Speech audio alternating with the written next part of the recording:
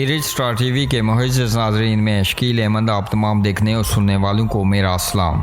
नाज़रीन, आखिरी ओवर में इंडिया को जीतने के लिए 7 रन दरकार थे। क्रीज पर रविंद्र जडेजा और हार्दिक पांड्या मौजूद थे।